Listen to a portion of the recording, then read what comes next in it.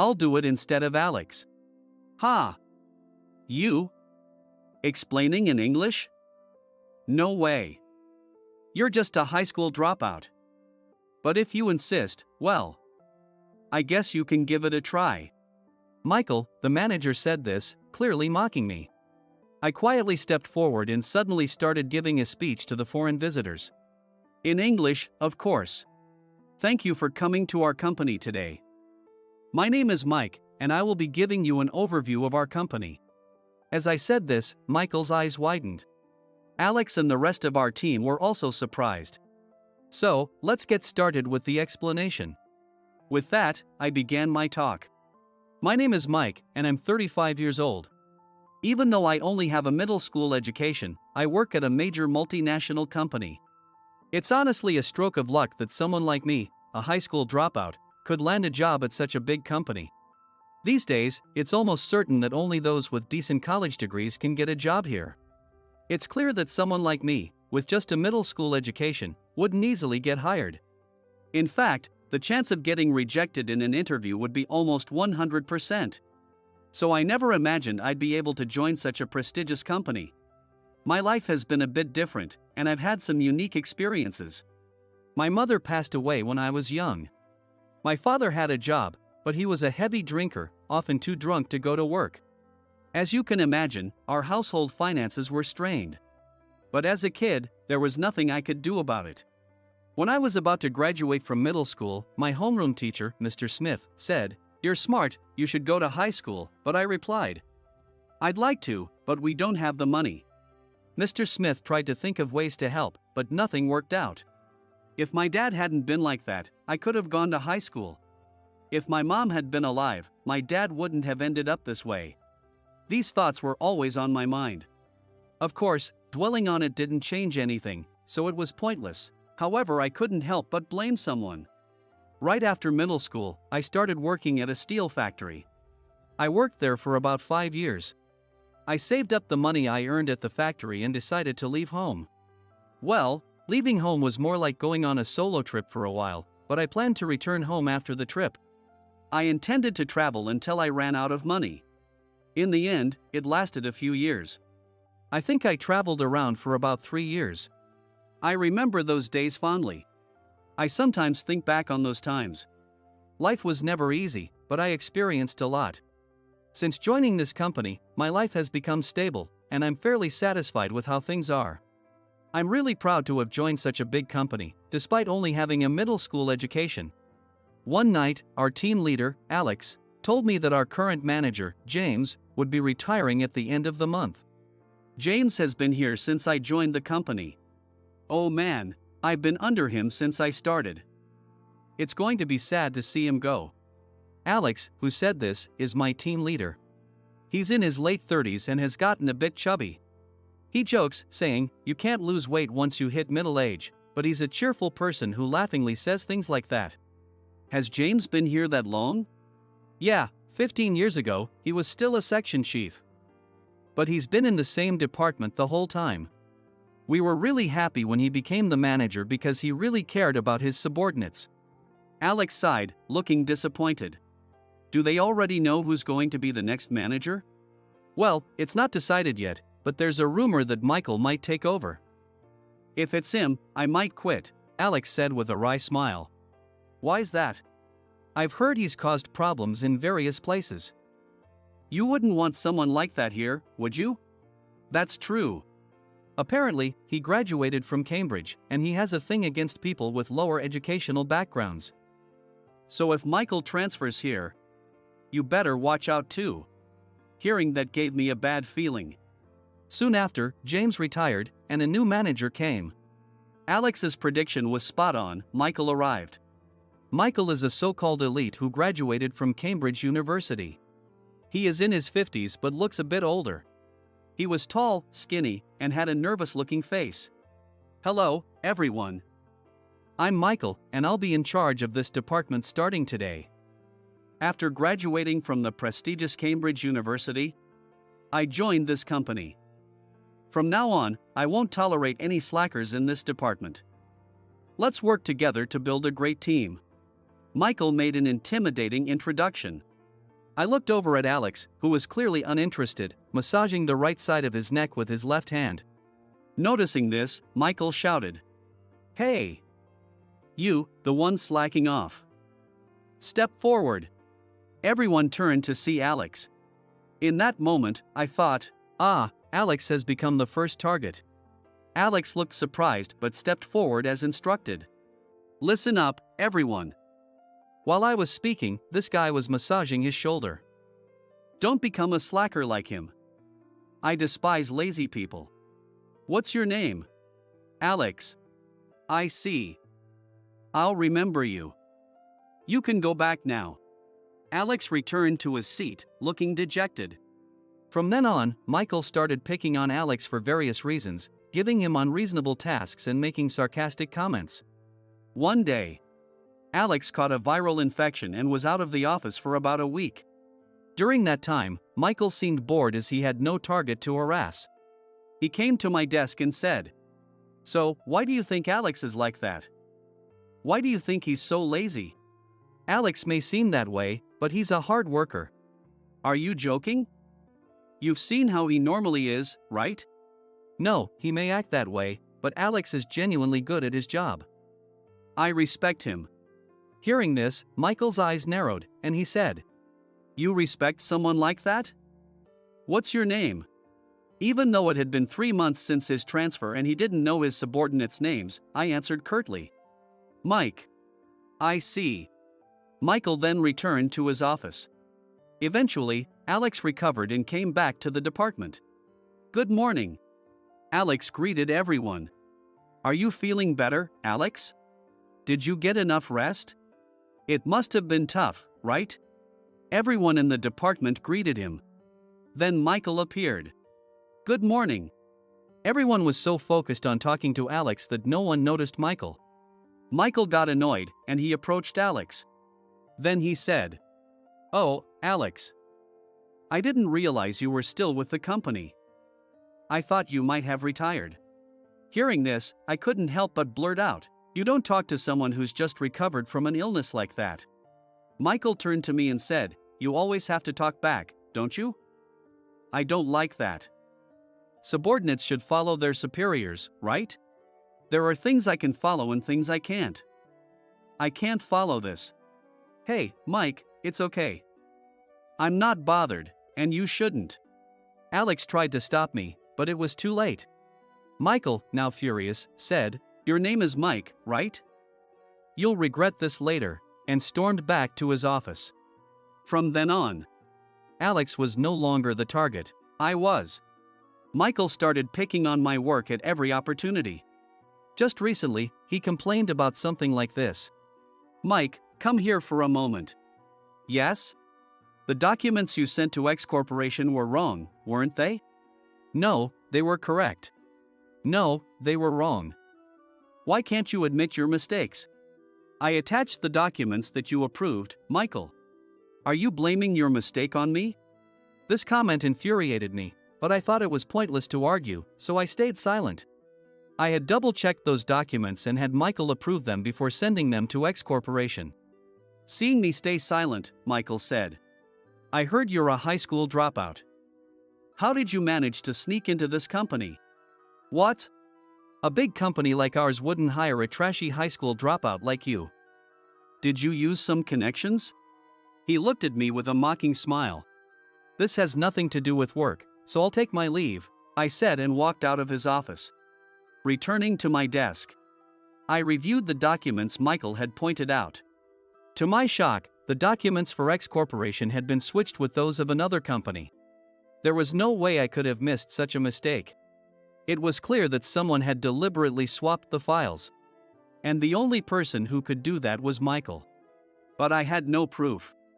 I was furious but decided to endure it for the time being. That evening, Alex invited me out for a drink. After work, we left the office and went to a small nearby bar. We started with a beer and toasted each other. After ordering various dishes and finishing our meal, Alex started talking. "Mike, are you okay?" "Okay? About what?" "You know, about Michael." "Oh. When I came back to work, you stood up for me."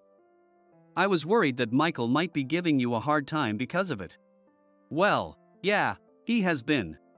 Weren't you also scolded by Michael over the X Corporation incident recently? Alex asked, so I explained to him what had happened that day. That's awful. Why didn't you tell me about this sooner?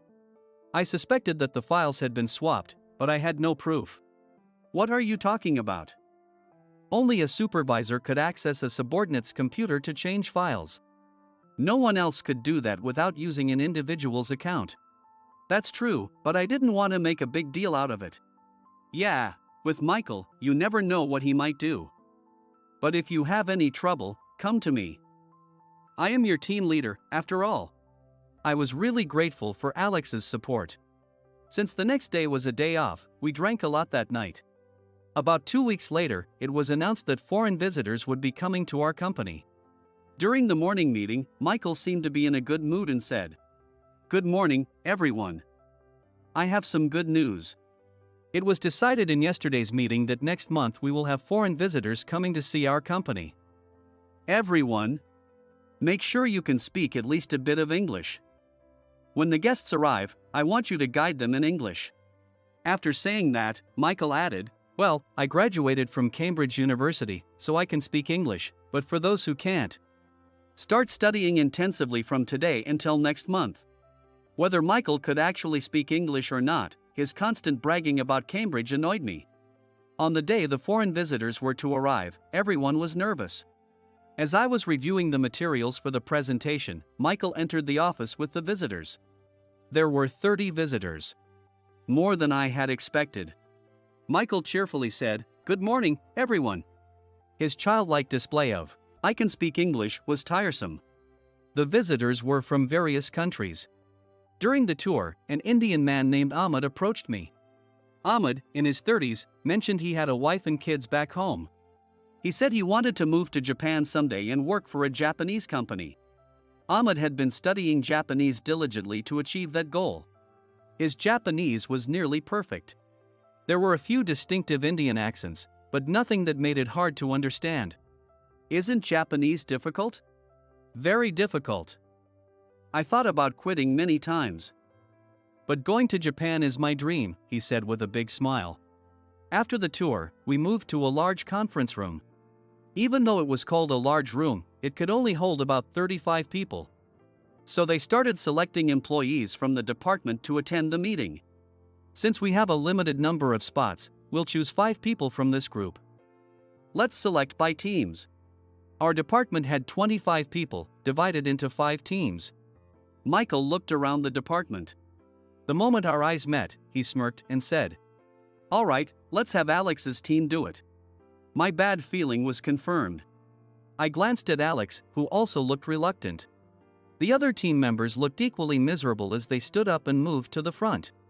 As I got up and moved forward, Michael leaned in and whispered, "Make sure you don't embarrass me." After everyone settled in the conference room, Michael said, "Ladies and gentlemen, welcome to my company." Michael was clearly enjoying himself. But in my mind, I was thinking, it's our company, not my company. I wondered if he really graduated from Cambridge, given such a basic mistake. As I was pondering this, Michael said, "Now, to continue, you there. You explain in English," pointing at Emily. Emily was the only woman in my team who was 30 and single. When the presentation was announced, she had said, "I'm terrible at English." Emily reluctantly stepped forward.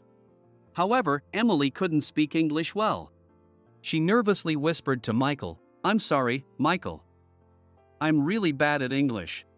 Michael, looking exasperated, said, "I asked Emily because she's the only woman in Alex's team." What a pathetic team. Very disappointing. Well, I guess we'll have to rely on the team leader, Alex. Michael smirked. He knew Alex was also bad at English. I remembered overhearing a conversation between Alex and Michael. "Michael, can I have a word?" "What is it?" "Regarding the upcoming presentation for the foreign visitors, no one in our team is good at English. It would be smoother if another team handled it, and it would also reduce the pressure on our team members." It's pathetic that you can't even speak English these days. Why do you even come to work? Well, all right. I don't want to be embarrassed either. I'll think about it. Thank you. I happened to overhear this while coming back from the restroom. It must have been humiliating for the usually strong Alex to ask Michael for such a favor. But Alex was thinking about the team and swallowed his pride to ask Michael. Michael ignored Alex's request and chose his team anyway. It seemed like harassment to me. Alex looked bewildered when Michael singled him out. I couldn't stand it any longer and stood up from my chair. I'll do it instead of Alex. Michael sneered at me and said, "Ha! You? Explaining in English? No way. You're just a high school dropout. But if you insist, well, I guess you can give it a try." Michael was clearly mocking me. I quietly stepped forward and suddenly started giving a speech to the foreign visitors. In English, of course. Thank you for visiting our company today. My name is Mike, and I will give you an overview of our company. Michael's eyes widened in surprise. Alex and the rest of the team were also shocked. Let's get started with the explanation. With that, I began my presentation. At the end, I asked, "Are there any questions?" One Arab man spoke up in broken English I didn't understand well. I responded in Arabic, "Assalamu alaikum," and then explained in Arabic. The Arab man smiled and said, "MashaAllah. Thank you, brother. Your Arabic is amazing. I've never seen a Japanese person speak it so well." A French visitor then asked, "Can you speak French?" I replied, "Yes, I can," and switched to explaining in French. Next, a Spanish visitor, followed by a German, each asked, and I ended up giving the presentation in 5 different languages. Everyone was staring at me with their mouths open. Finally, Ahmed said, "Mike, that's amazing. Can you speak Hindi too?" I laughed and said, "No, I'm afraid not." Ahmed laughed and said, "I thought so." Then he asked curiously, "By the way, earlier Michael said, 'my company.' Is this his company?" This question snapped Michael out of his daze, and he quickly replied, "No, it's not my company." Ahmed looked shocked and said, "What? You're a liar. You said 'my company' before." He then explained to the other visitors in English. It seems this is not his company. The visitors began murmuring amongst themselves. What does this mean? Why did he lie? So, whose company is it? Michael, flustered, said, "Wah, what is happening?" I turned to Michael and said, "Michael, you said 'my company.' That makes everyone think you're the owner. You should have said 'our company.'" I didn't say that. Another lie. This man is a liar. I understand Japanese. You lied. You're a bad person. I'm not lying. And you were so mean to that woman and man earlier. They can't speak English, but your English is terrible too. You're a bad person. Treating your colleagues badly is not good. I saw everything. Ahmed, understanding Japanese, realized how Michael had been treating Emily and Alex. You're terrible. At that moment, the door to the conference room opened, and Mr. Thompson, the company president, walked in. Seeing Mr. Thompson, Michael immediately bowed and said, "Mr. Thompson." I was curious about how the presentation was going. What is all this commotion? Michael, panicking, lied. The presentation just ended, and we were all having a chat. Ahmed, now furious, said, "You liar. I am angry. The presentation is not over. I was talking, but you didn't answer. What's going on?" Hearing this, Mr. Thompson demanded an explanation from Michael. But Michael just kept making excuses. Mr. Thompson, getting angry, said, "Michael, enough of this nonsense." Well. Frustrated by Michael's evasive answers, Mr. Thompson said, "That's enough. Is there anyone here who can explain this situation?" and looked around. The moment he saw me, he said, "Oh, Mike. How have you been?" "I'm fine, thank you. You look well, too, Mr. Thompson. How is John? Oh, both John and I are doing well. He's still wandering around, doing whatever he likes, Mr. Thompson said with a laugh. Everyone looked puzzled by this exchange. Noticing this, Mr. Thompson introduced me to everyone. Mike here saved my son's life. About 12 or 13 years ago. I had grown tired of my monotonous life in Japan and, more importantly, wanted to get away from my alcoholic father. So, I quit the factory where I had worked for 5 years and used my savings to travel around the world. During my travels, I met John in Egypt. John's family owned a major multinational company. Initially, he worked there, but during a family trip to Thailand, he was exposed to different cultures and decided to travel alone to experience more. I told John I was traveling to escape my daily life. Meeting another Japanese person in Egypt was rare. John and I quickly became friends. We spent many enjoyable days together. The day before we were to leave Egypt for Spain, I got a call from John. He sounded panicked and spoke quickly. Mike, something terrible has happened. What happened? I got into a taxi, but it seems to be taking me somewhere completely different. I said this isn't the way to Cairo, but the driver ignored me. What should I do? John was clearly very scared. John, first, calm down.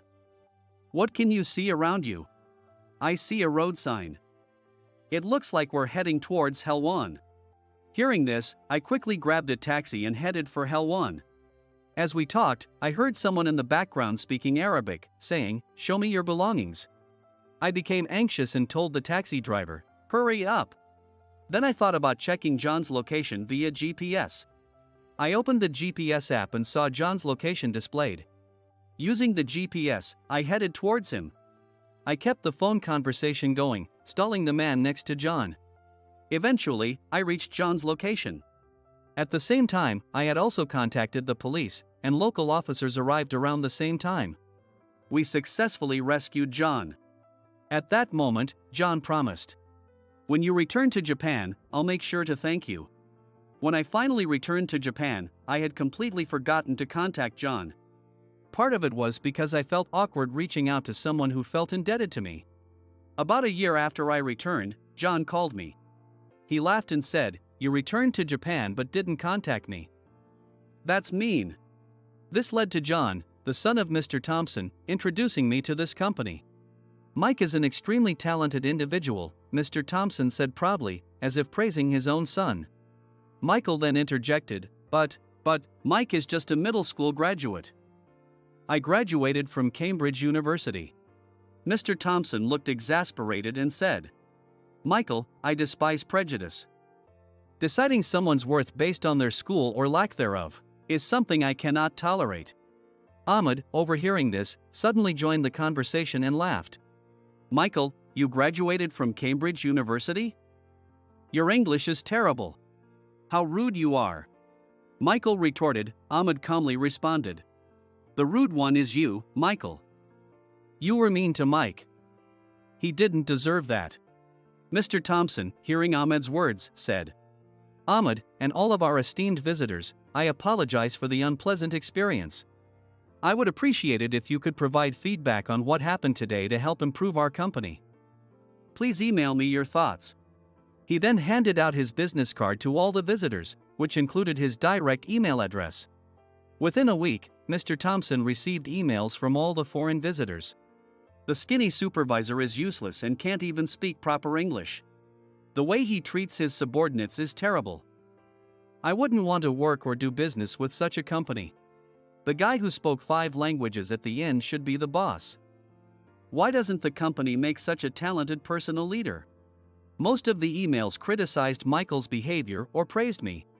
Seeing this, Mr. Thompson realized it would damage the company's image and decided to demote Michael. Outraged, Michael declared, "I won't be transferred, no matter what," and staged a strike in our department. Despite our and Mr. Thompson's attempts to persuade him, Michael refused to leave the office. Frustrated, Mr. Thompson contacted the police, who eventually removed Michael from the premises. As a result, Michael was fired. I felt an eerie sense of obsession from Michael, which scared me. At the same time, I truly realized that people don't change, no matter what happens. If he had quietly accepted the transfer, he wouldn't have been fired. Later, I heard that Michael tried to find a new job but couldn't, likely due to his age. Now, he works as a delivery man for a ramen shop in a neighboring city, according to a colleague who lives nearby. The colleague laughed and said, "Michael always bragged about graduating from Cambridge, but a dirty white apron suits him better." As for me, since that presentation, my evaluation improved, and I am now a supervisor in another department. I still occasionally go out for drinks with Alex, who remains in our old department and is set to be promoted to manager this spring. I thought, it would be great to have someone like Alex as a boss. Alex told me that since I transferred, Emily seemed to have lost some of her spirit. "She looked so down after you left, so I invited her to join us today," Alex said with a grin. Thanks to Alex's matchmaking, Emily and I started dating. A year has passed since then. Emily and I are still together. This weekend, I plan to propose marriage to her. Alex has been secretly cheering us on. I'm still a junior employee, but I intend to work hard and contribute to the company. And I am determined to marry Emily and make her happy.